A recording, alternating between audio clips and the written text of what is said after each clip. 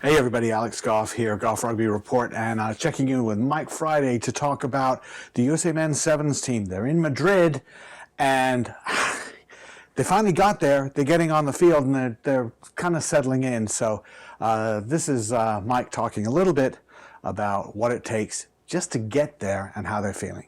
Um, it's it was a long travel day, a number of flights, a number of COVID tests, but we're very lucky and fortunate to finally manage to get away internationally. It's been 12 months since we've last taken the field in the jersey, so to have that opportunity, hopefully in these coming weeks, is something to look forward to, and the boys are excited for that and keen to get back out there.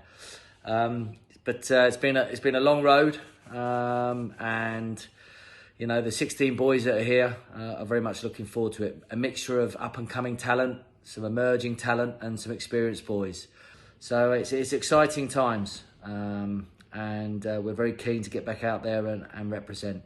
And they're taking a lot of players that you recognize and a few kind of younger, newer ones. They left several big names at home. So I asked Mike Friday about that and what he had to say about his choice for this roster going to Spain. We've left some boys at home, some experienced veterans, Carlin Isles, Stevie Thomason, Madison Hughes, Danny Barrett, Falau Nua. Really, we tailored the selection for what each individual needs, and some of those boys need to do some stuff back at home to get themselves in the best possible place to compete come April time. And there are a number of the young guys here, the emerging guys as well, that have very much earned the opportunity to have a crack. And first up in Madrid. And finally, some competition for some of the younger players. So I asked him a little bit about what he's expecting from those guys. And there's going to be some young guys out there who haven't been out on the competitive pitch for a while. You know, Tala Talapusi hasn't been able to play for the last 18 months. So it'd be great to see him back out there. And to see the continual emergence of the likes of Maceo Brown, Marcus Topola, Joe Schroeder, young Jacob Lakina, Christian Dyer. You know, there's loads of names that you've talked about who are going to be able to put their foot forward. And it's been a weird year because they were expecting to play some Olympics last year. Not happening. Got delayed until this year. So now that the USA Men's Sevens team is in Madrid for the Madrid Sevens, their first competition in over a year, it seems. What are they expecting? Are they looking to peak? They're certainly not ready now, right?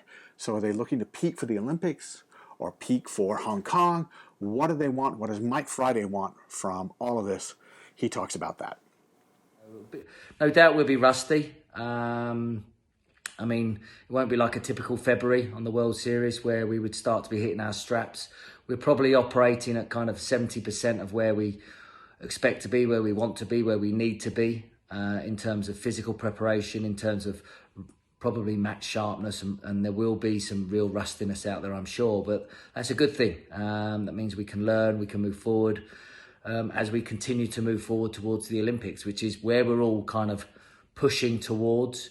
That's the pinnacle, that's the goal, and everybody is pushing hard to achieve. One of the things that Friday likes to do is he throws a leadership job to a player that we haven't normally seen having a leadership job. And this time around, Martin Iosefo is going to be the captain of the team in the 2 weekends in the Madrid Sevens. And Martin, you think of as a fairly quiet guy. Mike Friday asking quite a bit from him, and also Vice Captain Kayvon Williams. So I asked him about that. It's really something he loves to do, is to challenge players to be leaders. And so here's Mike Friday talking about making a new captain. Martin Iosefo will skipper. Again, a big influence in the side. I think people underestimate how much of an influence he is. He's very much a confidant for a lot of the players to go to with his attacking brain and how he thinks about the game. And he's matured into a bit of a physical beast on the pitch for us, but also he's a good tactical thinker, and he's very calming and bringing the guys together off the pitch. So we've asked him to step up. Normally it's left to Madison and other guys to take the leading step. But Martin is keen for that challenge, and he's going to be ably supported by Kayvon Williams, who's very vocal, very insistent on disciplines and standards being met. So there'll be a good mix, and they'll complement one another on and off the pitch, and bring their own unique leadership to the group, which is great to see. Don't forget, you can support Goff Rugby Report and what we're doing here, and keep everything in front of the paywall. Go to the link at the bottom of the screen, support-GRR at goffrugbyreport.com, and you can learn how you can support us in what we're doing. Thanks a lot to everybody who's been supporting us so far. Appreciate it.